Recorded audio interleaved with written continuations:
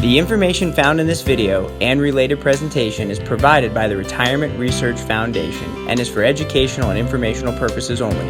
Nothing in this video should be considered to be tax or investment advice. I'm Daniel Rondberg from the Retirement Research Foundation, and I'm very excited because I have one of the most exciting interviews I've ever done, an exclusive interview with one of the most decorated advisors in the world, Van Mueller. Van, I'm going to start by reading your resume here. 46 years in the business. You've been top of the table the last 29 years. You have held membership for a chairman of both Milwaukee and the state of Wisconsin. The last 2 years, you served as top of the table board. You've been a NAFA trustee. You've won the Milwaukee NAFA Distinguished Service Award. You've won the Jack Nusserbaum Distinguished Service Award for NAFA. Senior Market Advisor Magazine Advisor of the Year. And you speak all around the world to insurance agents and financial professionals. I can't even believe I have you here. And as of recently, you're a movie star in the new movie, The Power of Zero. The Tax Train is Coming. Van, thanks for coming by. I really appreciate you being here. Thanks for having me. And that's my friend David McKnight, who wrote the book, The Power of Zero. It's a fabulous movie that the public has access to, and you'll be astonished when you listen to the information. Former Secretary of the Treasury Schultz is in there. Professor Kotlikoff from Boston University, David Walker, the former Comptroller General of the United States, all of them telling you that the government not only mathematically cannot keep their promises, what's very frightening is it's probably true that they no longer have the will to keep the promises that they've made. So the American people that are willing to sit down and develop a strategy not only will not be harmed by any of this, but will actually be able to take advantage of it. But the ones that are not willing to develop a strategy are going to be harmed pretty badly this time. Maybe so badly, many of them will never recover, and our country will have to take care of them the rest of their lives.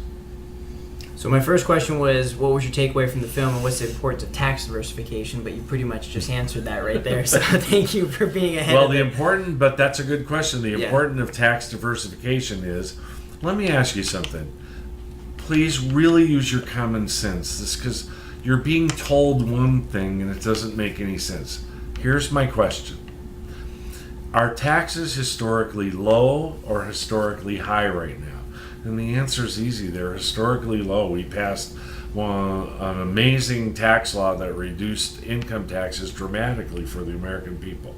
Second, you are then told that you should contribute to things like IRAs and 401ks and 403bs and 457 plans so that you can take a tax deduction now when taxes are historically low, and then they want you to build this enormous pile of money down the road, and not so it'll benefit you, but so that it'll benefit government, who's going to need enormous amounts of money in the future to pay for Social Security, Medicare, Medicaid, the Unaffordable Care Act, Homeland Security, Defense, interest on the debt, all these natural disasters that we're having, all of the responsibilities that we're going to have going forward. So let me ask you something. If you were really sitting down and seriously thinking about using your common sense, wouldn't it be smarter to pay your taxes now and build as big of a pile of money in the future that the government could never get their hands on? So our recommendation always is to ask people, wouldn't it be smarter to contribute to a Roth IRA, to a Roth 401k, and to a cash value life insurance? Because those are really the only three vehicles where you can pay your taxes now. Then once you put the money in those vehicles, whatever they accumulate to will never be income taxable again under the current laws. And then the argument will be is, well, what if they change the laws? Well, to be honest with you, they probably will change the laws, but they will never change them for the existing people who are already under those laws. They will say, from this point on, we will not allow that kind of product to be sold in the future. And so what will happen is it's called grandfathering. And it's very important. If the government's really going to need all the revenue that we think they're going to need in the future, I don't think that's going to be very much longer before they're going to start going after your IRA, your 401k, your 403b. Shouldn't you do strategies and planning that allow you to be in control of how much income tax they can take? Perfect. That's beautiful. I appreciate that. That's an insightful answer. Let me ask you a question. I printed this out. You're familiar with this. You've seen this before. It's usdebtclock.org. This is from... Please go to that. usdebt, D-E-B-T, clock, CLOCK.org. It's got amazing, wonderful information that will help you understand how badly you're being misrepresented. Okay, it's being put up on the screen right now. This is from this morning. This was this morning's printout. Mm-hmm. What's so important about that, and how do people read it? Well, it's very simple. The first thing it says, very big and bold, is the national debt, which is currently $22 trillion. Now, you know what? 22 doesn't sound like a big number compared to 800 billion or 900 million or whatever. So here's a different way to think about it. 1 million seconds is 11 and a half days. 1 billion seconds is 32 years. 1 trillion seconds is 32,000 years. We will never pay this money back. And we are now in the year 2019 that we are in, we will have a $1 trillion deficit that gets added to the debt. And we are expected for the rest of the next 10 years to have between $1.5 and $2 trillion deficits, which will bring us to a total of approximately 40 trillion of debt by the year 2028. If you take 5%, which is the average interest rate of a 10-year U.S. government bond over the course of our country's lifetime, 5% of 40 trillion is $2 trillion, excuse me. Now, if you look at this chart, it shows you the budget for the United States government. And the spending for the United States government right underneath the national debt says 4.4 trillion. So what I'm telling you is within the next 10 years, 50% of all the money spent in this country will be just to pay interest on the debt. Won't leave a lot of money for other things like Social Security and Medicare and Medicaid. So it means that mathematically we're going to have lots of things to deal with. You also hear about things like unemployment. If you look at this chart, it very clearly says that the number of unemployed in our country is a certain number, and then it says it's called officially unemployed, and it's approximately 6 million people. But then if you look at actually unemployed, the number is 14 million people. This is another one of those games the government plays with you. And what is the difference? Once you stop getting unemployment checks, you are not considered unemployed anymore, and so you're not counted as unemployed. So there's 14 million people that are unemployed, not 6 million. So our unemployment rate is probably way closer to 8% or 9% than the 3.5 to 4 that they're talking about.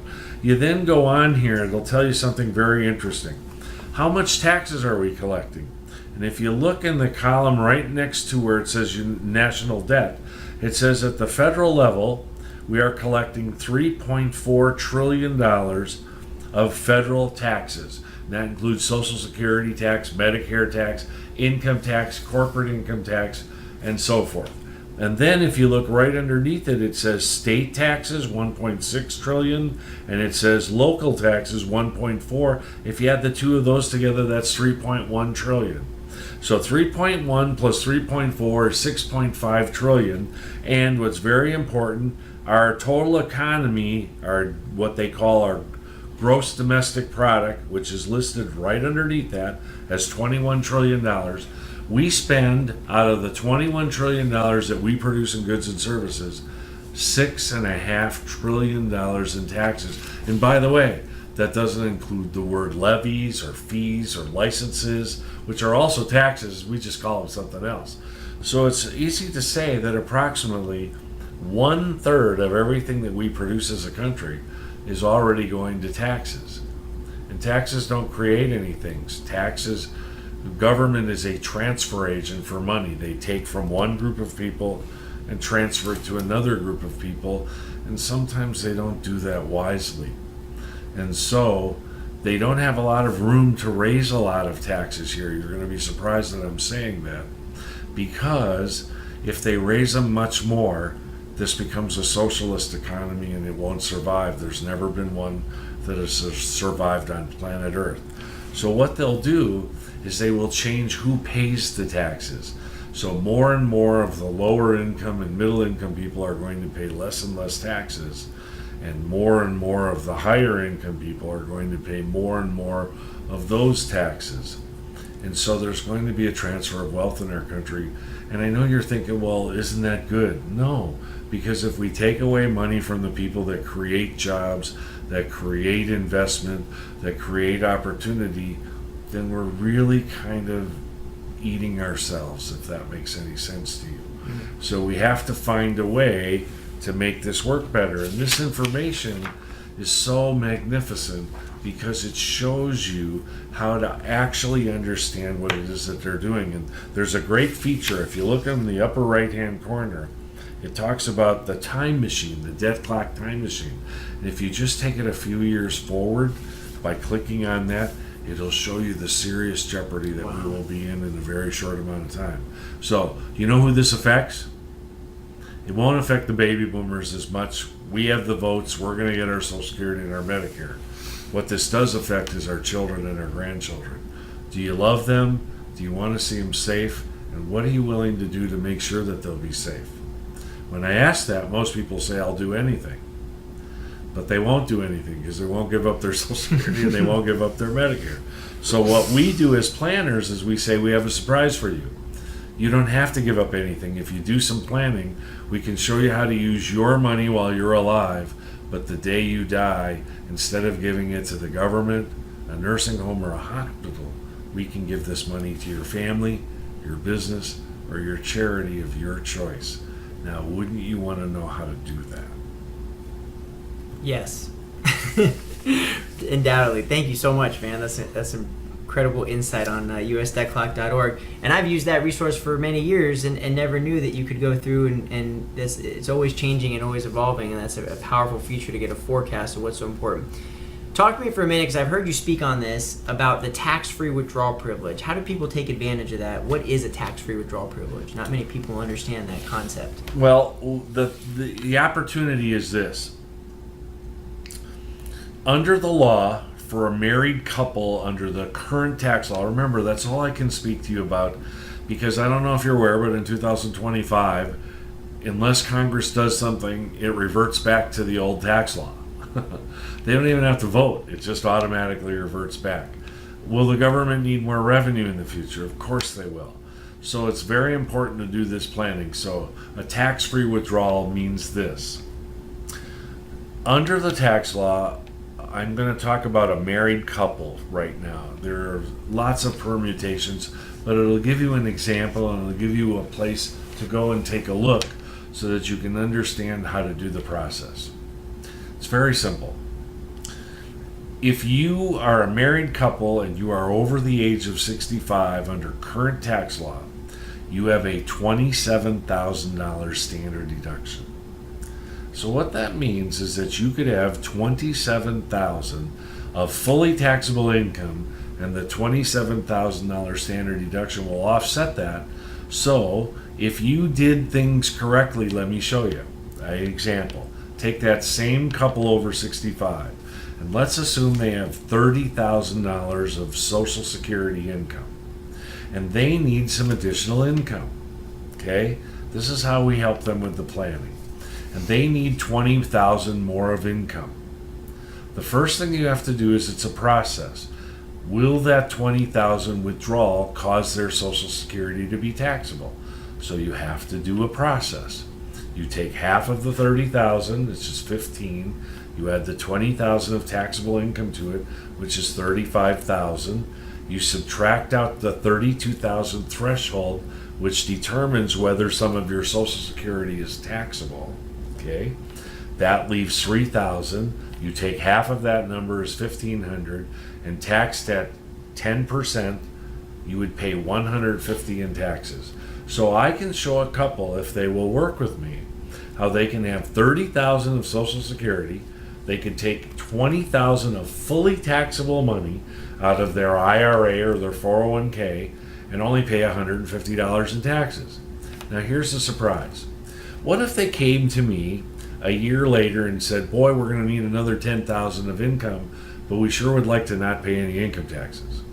So that's why we create Roth 401ks, Roth IRAs, and cash value life insurance policies, because these vehicles allow you to build piles of money that will never have any income tax liability. So when my client comes to me and says, I want to raise my income to $60,000, I can take $10,000 of fully available money that is not taxable, and now I can raise their income to $60,000. And if you're listening to me, they still only pay $150 in taxes. Can you imagine? So now let's go a step further. What would that equate to when you were working?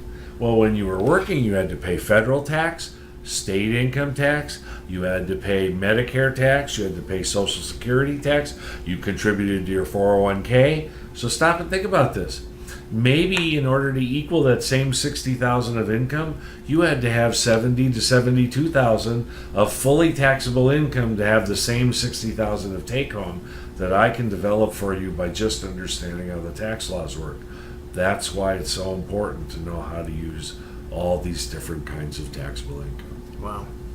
Thank you for that insight. We appreciate that. You're very welcome. Van, you put out one of the probably the most prominent newsletters for insurance agents and financial advisors that's going right now. And I want to talk about a little bit about what goes into that, because I think at one time you had told me, I mean, you were an avid learner and reader. You know, I don't want to butcher it. Is it 250 peer articles a month? 150. 150 peer articles. What is it? You've said I read 14 newspapers Thank a you. day, and I take it back. It is 250 peer articles a month, and I get 50 Google alerts every day. And in those Google alerts, there's about 20 articles in each Google alert. Please, I hope everybody will laugh. This is very important. I'm scared to death that you're going to find out that I don't know what I'm talking about. And why do I say that to you? Because it's very important that when you develop strategies, you assume that nobody knows what they're talking about. And I hope you'll laugh as you hear this, because nobody does. I couldn't tell you what the interest rates will be a year from now. I don't know when the stock market's going to crash. I don't know who the next president's going to be. I don't know anything.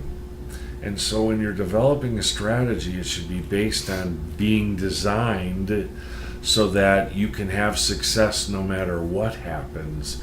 And it should be based on, I don't know anything, so how can I still not be hurt from things I'm not even knowing about right now? And second of all, how can I be in a position to take advantage of things I'm not even knowing about? So why do I do all this studying? I really am. I'm so excited and so interested in all the things that are happening in our country and our world. We are experimenting with the economies of the planet right now. We're printing money way beyond anything we've ever done. In Japan, the Bank of Japan is the biggest purchaser of stocks in the Nikkei stock market. Europe is printing $1 trillion a year, $1 trillion a year out of nowhere. China is the biggest housing and debt bubble in the history of the planet. When they blow up, this is going to be, we get mad at our government because we're a $21 trillion economy and we're $22 trillion in debt. China's a $14 trillion economy and they're $40 trillion in debt. They have a lot of issues that have to be dealt with. And so in order to stay up with how much everything is changing and how rapidly everything is changing, I've just developed this spectacular interest in all of this information. And I don't want to be swayed by information that's too conservative or too liberal or too middle of the road. I want a consensus idea. I want a mathematical idea. I want to understand how all of this information can benefit my prospects and clients so that they can never be harmed and they can always be in a position to take advantage. And that's what the newsletter is about. We're trying to make sure that as many advisors as possible can get in front of prospects and clients and say, hey, can we ask you a few questions? If you ever completely ran out of money, wouldn't it be amazing if you never run out of income? Wouldn't you like to know how to do that? If the taxes are going to be higher in the future, wouldn't it be smarter to pay your taxes now and transfer as much money to the future that'll never be taxed? Do you think there's going to be another financial catastrophe like 2007 and 8? Do you want to happen this time what happened the last time? And why do you keep using a strategy you already know isn't going to work? And there's a lot of married families out there with children. We ask them all the time, do you think it's fair that when one parent dies and there's not enough money, do you think it's fair that the children should end up losing both their parents? Because the one parent that's left is so strapped financially that they have to work 2 or 3 jobs in order to keep everything going. Or would they like to grieve with the parent that's left? Again, we argue vehemently that the hardest job in America is a single female parent who doesn't have enough money. Now, when you start thinking in those terms, rather than thinking in terms of this is a life insurance policy, or this is an annuity, or this is a mutual fund, I agree with you. If that's what somebody's coming to talk to you about, that isn't beneficial. But when they say to you, what if there was a way for you to cover long-term care, and if you used up all of your money covering that long-term care, the day you died, you could replenish all the money for your family? Wouldn't that be amazing? And then there's another surprise, because most people don't object to paying for long-term care. What they do object to is, what if I paid premiums for 10 or 15 or 20 years and then I didn't use it? Didn't I just throw that money away? Well, what if there's a strategy that allows you to protect against that catastrophe, but if you don't need it for that catastrophe, you haven't wasted 1 cent of that money for your family? Don't you want to know the answers to those questions? And so the newsletter takes a look at each one of those issues every single month and delves into them and tries to help agents get in front of as many of the American people as possible and say, hey, do you want to win this time instead of always being the loser? Do you want to be in control, or do you want to be controlled? Those are the questions that need to be asked of the American people. And they don't have to do a lot. They just have to sit down and develop a strategy or a plan that will allow them to be in control. That makes perfect sense. And that was one of the questions I intend to ask you this evening was, what are the questions that Americans need to ask themselves of them and their advisors right now? And those are some phenomenal suggestions on ways to really dig deep as to what matters to them and to evaluate if they're going to be protected going forward. It's true, but there's even some fun ones like, we're in Phoenix right now. I would ask everybody in Phoenix, when you retire, do you want to work on the golf course or do you want to play on the golf course? When you turn 65, do you understand you're beginning a race? It's your money versus your life. Which one do you want to win? And the most important question of all, please, if I can just take an extra minute here and explain something to you. Please. There are 74 million baby boomers born between 1946 and 1964. And if you add 65 years to 1964, by 2029, every baby boomer in America will be over the age of 65. And then there are the Generation Xers, the generation that came right behind that were born between 1965 and 1980. And if you add 65 years to 1980, that'll take us to the year 2045. So if you understand what I just explained to you, in the next 25 years, 140 million Americans turn 65. Can you imagine? The whole freaking country's going to look like Florida. It's astonishing. So let's go a step further. Or Sun City for out here. Wouldn't the most important question then be, what is the best age to take your Social Security? And you want to know what we recently put in the newsletter? That's what was reminded me. Do you know, in study after study, 96% of Americans take this very important benefit to their detriment, not to their benefit. They minimize rather than maximize this benefit. Wouldn't you want to sit down with your advisor, your counselor, your resource, and have them ask you what's the best age to take your Social Security, and show you that if you take it at 62 versus taking it at the maximum age of 70, do you know you almost double your benefit at age 70 versus taking it at 62. So if you had $1,000 a month of Social Security at age 62, you have approximately $1,800 a month at age 70. Now, lots of people say, well, I want to get it. Social Security is not going to be there. Well, Social Security will always be there with 140 million voters saying we want our Social Security. Second, the average life expectancy. Now, listen to me very carefully so that you understand clearly what I'm about to say. A man who makes it to age 65 in our country has a life expectancy of age 86. A woman who makes it to age 65 in our country has a life expectancy of almost 89 years old. And a couple who make it to age 65, there's a 50% chance that one of them will live till 95 years old.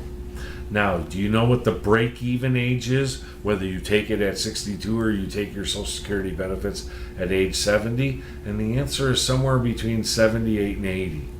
So if so many Americans are living past those ages, they are actually costing themselves thousands, tens of thousands, and in some cases, for the long-lived, hundreds of thousands in lost benefits. From a guaranteed payer, the United States government, backed by the full faith and confidence, taxing authority, and ability to print money of the greatest economic power that has ever existed on planet Earth.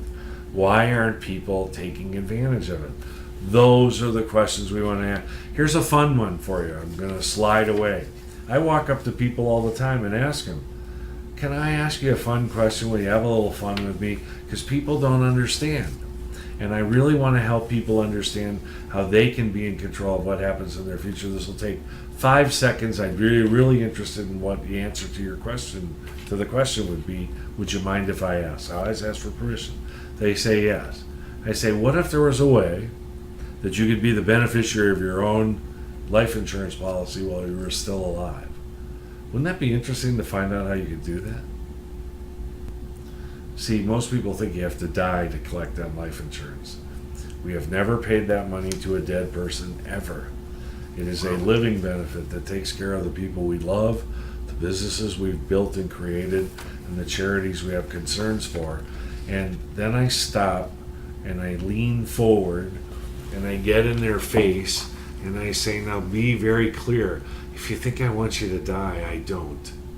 What I really am hoping is that you'll allow me to show you how to use this amazing, wonderful benefit to take advantage of investment opportunities, to never lose any money ever again, to do it with reduced or total elimination of your income tax liability, to take advantage of protection things. If you have a heart attack, stroke, or cancer, you can access the values to supplement your life.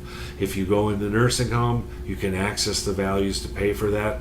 But if neither of those happen, you don't waste 1 cent of that money. Not 1 cent. The money stays available for your family, your business, and your charity. And the day you die, we will send that money income tax free to whoever you want it to go to.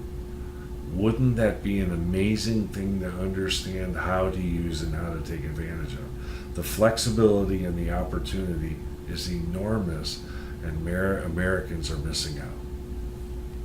Wow. Incredible. Thank you. That's why I'm a long-time subscriber of the newsletter. I've been for years, and I get all that information that's just absolutely invaluable to the professionals that are helping people with their retirement. Thank you. Today, a lot of people have been concerned about what they're saying about a coming recession. Yes. Just in the news this morning. Yes. It's August 14, 2019, and we're having breaking stories saying that recession is coming across all media outlets. Why are they saying that, and what do people need to know? Because I've been hearing it all day. Well, first of all, it's long overdue. Okay. We've actually artificially interfered with the natural process of economics. And wow. So that's actually going to make it so that when we finally do have this recession, it will be much more severe than it had to be, because the politicians, the people, are manipulating so that they can win elections and be in position to have their parties be in power and so forth and so on. Recessions are a natural course of economics. There's growth and then there's a backing off of it. Here's a fun way to explain it. It doesn't happen much out here in Phoenix, but in where I live in Milwaukee, Wisconsin, we have summer, spring, fall, and winter. You just have hot here. Yeah, we don't have all those seasons. So here's the deal. Let's say we have a terrible, cold, terrible, awful winter, lots of snow. And then in the spring, I go outside in the front yard and front on either side of my porch, I have one of these great bushes. And you go out there and you take a shears and you cut all the dead stuff off of it. It almost looks like you killed it. You cut it down so small. And a month later, it's twice as big as it was before you cut it down. And the analogy is this, that in order to have growth, you have to clean up all of the damage, all of the dead wood, all of the dead stuff, so that it can have real growth. Well, we haven't allowed that to happen in our economy. And so we're going to pay a serious price because all of these people keep artificially interfering, thinking that they have some control over the outcome, when we know, and we've had countless examples, that they don't have control. 87, 90, 94, 2000 to 2002, 2007 and 8, and what we're about to have, I don't even know how to describe. I'm very, very worried, not because there's no end of the world. We will always fix this, and there will always be opportunity for tremendous growth. But what happens is a lot of people get hurt. And so there's less and less people that are taking advantage of these opportunities because they don't know they're available. And so again, that's why we're doing this video, is because we want to make sure that people understand if they do a little planning, no matter how terrible it gets, we're always going to come out of it, we're always going to fix it. There will always be an opportunity for tremendous growth. See, a lot of things that people don't remember about the Great Depression. Let's talk about it for a minute. When you ask people all the time, how many people were unemployed in the Great Depression? They say ridiculous numbers like 50, 60, 70% were, and the answer is only 22%. Not only, that's a big number, but 78% of America stayed working through the Great Depression. Second, the richest people that have ever lived on planet Earth are the generation that lived through the Great Depression, because they learned the lessons of the Great Depression, which were that in order to be wealthy, you have to be a saver, not a spender, and they were always more savers than they were investors. Second, they learned to live within their means. They didn't spend money they didn't have. They didn't buy things they couldn't afford. Now name me a planet on planet Earth a country on planet Earth that's doing that right now. There aren't any. And so we need to have something really bad happen so that there's real pain, so that the people of each one of these countries say, hey, enough is enough, fix this. And they will. There's no end of the world. I am not preaching that in any way. I'm excited for my children to take advantage of what I believe will be the greatest bull market of all time after this very serious recession. I'd even be not afraid to say this could approach the second Great Depression. Well, there's an encouraging message in there, in that if you prepare now to develop a strategy, you can protect yourself from the bad, so that but not only protect, to be in a take position to advantage take advantage of it. So there's an encouraging message there. So I hesitate to ask you about truthandaccounting.org. I have a couple other questions. Well, let's go to Truth and Accounting. But what I do want you to do go to is, he brought it up. These two websites are so beneficial to you. The first one, as we explained, was usdebtclock.org. The second one is truthandaccounting.org. It's amazing. And if you go to that site, there'll be a column that says national information, then there'll be one that's about the states, and then there'll be one about the cities.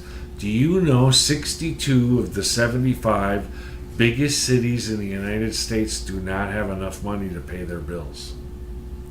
62 of the top 75 cities in the United States do not have enough money to pay their bills. We have states that are very, very close and are going to have to deal with possibly filing for bankruptcy. New Jersey, Connecticut, Illinois, there are many. Do you know there's 10 states that get an F rating, F, as far as their finances? Wow. I know a little something about Illinois. Illinois, with its unfunded liabilities for retiree health care and retiree pensions, they require $280 billion. Do you know how much money they have set aside for it? The answer is $28 billion. Where are they going to get the money? And you know what's different for states and cities? They can't print money. The only entity that can print money in our country is the federal government. So I'm telling you, as sure as I'm sitting here, that these entities, the states, cities, counties, townships, municipalities, are going to go hat in hand to the federal government when they realize they don't have the money to pay these pensions or these healthcare costs. And they're going to ask for a bailout. And there's precedents. We bailed out New York City. We bailed out Detroit. We bailed out General Motors. We bailed out Chrysler. We're going to do it because we're not going to leave these people go without their money. And so when they print money, they're going to create inflation. So they're going to look you in the face and say, you got your pension. Doesn't buy anywhere near what it used to be able to buy, but you got it. And so again, planning will be necessary for these 5 things: taxes, loss of benefits, inflation, volatility, and finally longevity. The longer you live, the more these other 4 issues are going to have to be dealt with. And so if you plan for those things, you can have a spectacular outcome, and none of this will be bad news. You'll actually sit down in your basement in the dark, rubbing your hands together excitedly, actually waiting for these things to happen because you will be prepared. Ben, I want to ask you, because you brought up longevity risk, okay? Yeah. And I want to read to you, this is a white paper from the economist Tom Hegna called Retirement Alpha, How Mortality Credits Improve Retirement Outcomes. And I want to ask you about this, because this is interesting. It says, income annuities offer features others can't. High cash flow, uncorrelated to market returns. Retirement alpha in the form of mortality credits, which only life insurance companies can manufacture, hedging longevity and offering liquidity features. Okay, so that's an interesting take on preparing and taking care of longevity risk. Why do people have to be careful when they're taking advice from the talking heads or the personalities or the radio show hosts or all these pundits out there who seem to hate annuities, yet in this white paper it proves through math and science why an annuity is the most optimal vehicle for hedging against longevity risk? Where's this disconnect coming from? Well, what do people have to be careful when excuse me, it's actually easy. It's not what they're selling. Now, please don't misunderstand me. Are annuities always good? Is life insurance always good? Are mutual funds always good? Or is critical illness? No, you have to have a strategy that employs the use of all of those things to develop a strategy that allow you to have success. Now, when you're listening to the quotation marks talking heads, they're selling something else. If they're trying to push their mutual funds, then they're going to tell you annuities are no good. Just like if we were trying to push annuities, we would tell you that mutual funds are no good. I would never tell you that, but that's how it works. The simplest way I know how to explain it to you is follow the money. What's in it for the person that is making the recommendation? See, the difference, and I know what I would be thinking right away, well, why is that different from you? The answer is very simple, because I'm not telling you anything. I'm asking you to use your own common sense by asking you questions that'll allow you to clarify in your own mind how you can use these products to your benefit. Not my benefit, not the talking heads benefit, but to your benefit so that you can win. The only one who doesn't ever seem to win in all of these operations is the American people. They're always the ones that end up paying. And all I'm asking you to do is sit down and take a couple of minutes and use your common sense. Should you pay your taxes now when they're low? Yes. And should you transfer as much money to the future that can never be taxed? Yes. Should you buy, what if I told you right now, as an example, with very low interest rates, you could go into a bank right now and buy a 6-month CD, and if you had $100,000, you might be able to get a 0.5% interest. 0.5% on a 6-month CD. Now think about that. That means that you're going to make $500 of interest. Now, do you want to hear something that'll blow your mind? You could take that same $100,000 to an insurance company, and right now, with those interest rates, using what are called mortality credits, which we don't have time to explain, but it's mathematically worked for hundreds of years, they could pay you between $6,500 and $7,000 a year, guaranteed for as long as you live. So if you live for 15 years at $7,000 a year, you'd get all your money back. If you live for 20 years, you'd get more than all your money back. And stop and think, what we do is we develop strategies then that would make sure that that money was reimbursed to your family. Here's the other surprise. That $7,000 a year of income that you receive, less than 1,000 of it would be income taxable. So that means that you could have a much higher income, much lower income tax liability, and that's what they're talking about, using these strategies to provide income. It's going to be very difficult if you have $1 million in mutual funds, and at the end of this next downturn, you only have $500,000 in mutual funds, and then they crank up the inflation in order to fix everything. Let me give you an example. If you were taking the 4% withdrawal that they say is safe to take under the old rules, we think it's lower now, but 4% of 100,000 is $4,000 a year. But if you, of 100,000 of $1 million is $40,000 a year. If it reduces to 500,000 because you lose 50%, now you're down to 20,000 a year of income. I have another bad surprise for you. When they crank up the inflation, the purchasing power of that 20,000 might only buy 15,000 worth of goods and services. So now a person that you were living on $40,000 a year of income on your $1 million, because you lost 50% and because you now had inflation, now you only have 15,000 in purchasing power. I'm going to look you in your face right in the camera here. Are you now not impoverished? You thought you had a lot of money, and they're going to take it away from you because they're not working to benefit you. What's your strategy to make sure that they never touch your $1 million? What's your strategy to take advantage of inflation rather than being hurt by it? And what if there was actually a way, when these guys are done making their blunder, that you could turn your $1 million into $1.2 million or $1.4 million or $1.5 million?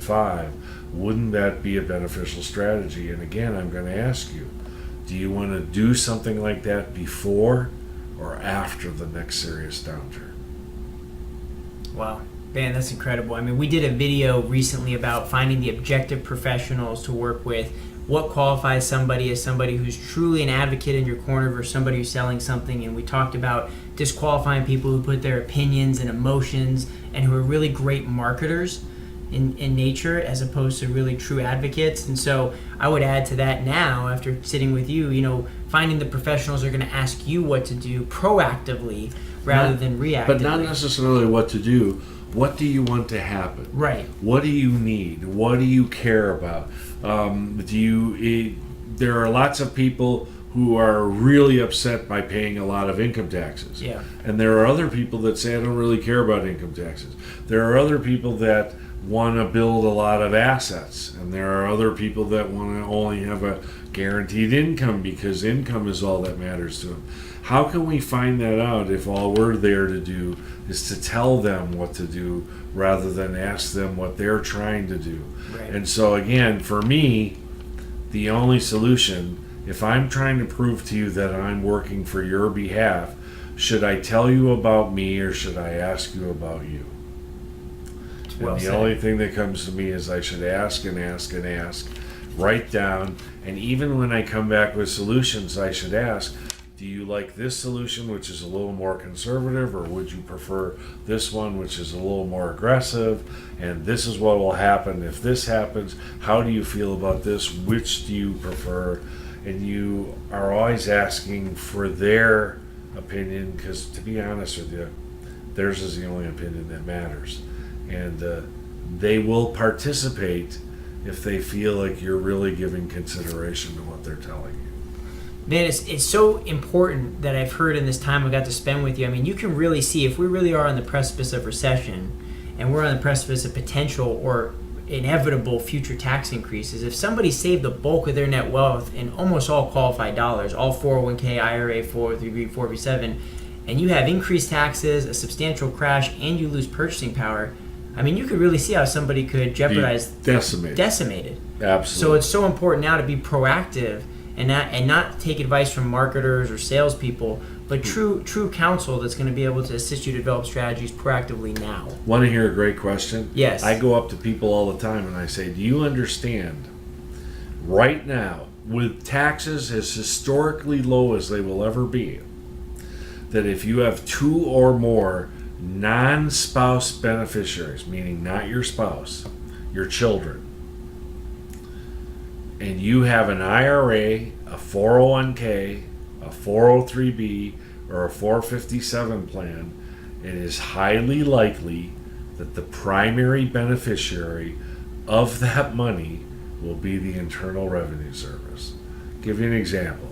If you have $400,000 in a 401k and you die and you are the second to die in your family, your spouse has died first and now you're dying, and you only have 2 children, it gets worse the more children you have. You only have 2. If they inherit this money, most of them will take it immediately, but there's even laws. There used to be what they called a stretch provision. They are working on eliminating the stretch provision, where the children who inherit the money can inherit it as a named beneficiary, and then they would only be required to take out a certain amount of money every year. Well, the government's going to pretty much require them over a 5 or 10 year period to take it all out. But because our children need the money so much, many of them don't give consideration to the income taxes, and they're going to take the money in a lump sum right away. So think about that 400,000, 40% tax, 33 federal, 7% state income tax, and aren't the states starting to raise their income taxes? In California, it's 10 or 12% state income tax. In New York State, with city tax and the state tax, it's a low double digits. And so again, 40% of 400,000 is 160. If you subtract 160 from 400,000, that leaves 240,000. If you divide that by your 2 children, that means they each get 120,000. So the Internal Revenue Service got 160, your child got 120, and your other child got 120. The primary beneficiary of that money is the Internal Revenue Service. Are you okay with that? Do you want to leave it like that, or do you want to get in control of it? And stop and think, in many of these cases, now I'm going to really blow your mind. People start out with 200,000 of qualified IRA 401k money. Let's say they built it to that 400,000. And stop and think, if they have to pay $160,000 in federal and state local income taxes, really think about what's happening here. Aren't they pretty much giving back all the gains that they made on that money to the government? And they're only getting to keep what they originally invested, pretty much. So it's a horrible affair, and we don't talk and have conversations with the American people about this enough. If they ever sat down and did the math, they would be astonished at how badly they're being represented by their government. Van, thank you so much for being here. I can't even tell you, at the Retirement Research Foundation, I don't have many people that I truly, absolutely adore and admire, but I've followed you for years, seen you speak all over the country. You've been so gracious to let me, when I found out you were coming to my hometown, I came running down here with my camera crew just to get a minute with you in your hotel room, and you were so gracious to take some time to spend with me for this cause. You've been directly responsible for helping to shape thousands of lives all over the country and world for the advisors in their own communities to help them get better at what they do to protect the American people. And it's just been a pleasure to have this interview with you. Thank you so much for coming by. Thanks really for having appreciate me. it. I appreciate Thanks it. so much, Thank you. Thanks so much for watching. For more interviews like this, please click the links below. And if you have any other suggestions for other videos you'd like to see in the future, please reach out to the Retirement Research Foundation, helping you to retire smarter, safer, and sooner. Thanks for everyone. watching.